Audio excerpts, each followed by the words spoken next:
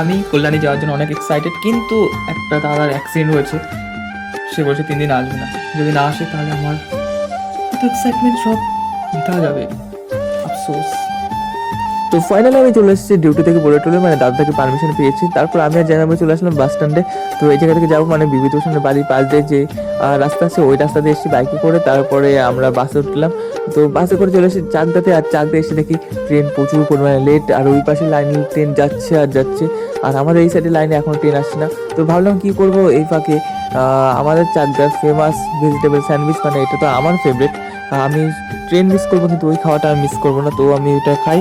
তো খাওয়াটা কমপ্লিট করে একটু ভাবলাম দেখি সস টস লেগে আছে নাকি মুখে টুকে। তারপরে যাই হোক ট্রেনের অ্যানাউন্স করেছে, তো ট্রেন এখনই ঢুকবে। আর ট্রেনে ছিল ভাই মারাত্মক পরিমাণে ভিড়, মানে প্ল্যাটফর্মে তো ভিড় ছিল, সেই বুঝে জানতে যে বললাম। আর ট্রেনে সত্যিই প্রচুর পরিমাণে ভিড় ছিল, তার জন্য আমি ভিডিও করতে পারিনি। তারপরে আমি নেমে পড়লাম, আর নেমে এখন যাবো ওভারব্রিজ পার হবো। সব থেকে কষ্টদায়ক জিনিস এটা সবার ক্ষেত্রে, মানে ওভারব্রিজ। এই ওভারব্রিজে প্রচুর হাইট থাকে। আর তারপর দেখলাম এই সাইডে এসি লোকাল ট্রেন, তো ভালোই হলো। আর এই সাইড দিয়ে আমরা বেরিয়ে পড়লাম মানে মেন গেট দিয়ে। এখন যাবো আমরা যে বাড়ি কালী পুজো হচ্ছে, মানে আমার দিদির ননদের বাড়ি। তো চলে এসেছি, আর এখানে এসে দেখি আমার ভাগ্নি বলছে শাড়ি পরবে ঠান্ডার মধ্যে।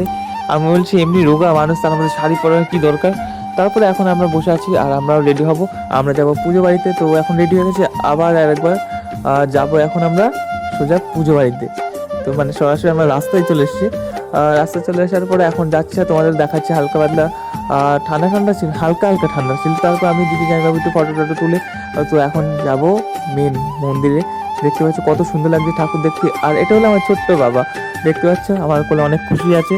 তো আমার দিদি এর নিয়ে অনেক প্রচুর পরিমাণে রেগে আছে যে ওর কোলে কেন যায় না, ভালো মতো ফটো তোলে না। আর এটা হলো আমার ছোট্ট মা, যে ছোট্ট বাবা, দুজনে আছে। পুজো বাড়িতে মেকআপ আর্টিস্টের কমতে ছিল হয়তো, এই যে হিরোইনের নাকে নথ লাগাচ্ছে, মানে আরেক হিরোইন। তো তারপরে আমরা ফাইনালি চলে আসলাম আবার মন্দিরে এসে একটু ভিডিও শ্যুট করে তারপর যাবো আমরা ফাইনালি খেতে। অনেক রাত হয়ে গেছে, এখনো খাওয়া দাওয়া করবো। আর আজকের দিনে আমি যদি না আসতাম অনেক মিস করতাম, আফসোস করতাম, সত্যি অনেক আফসোস করতাম। তারপর আমরা খাওয়া দাওয়া করে যাব রাস্তার দিকে, একটু হাঁটাহাঁটি করবো। তারপর ভিডিওটা এখানে শেষ করে, ভিডিওটা আর বেশি বড় করবো না। টাটা। নতুন হলে একটা ফলো করে দেবো, শেয়ার, কমেন্ট, লাইক, টাটা।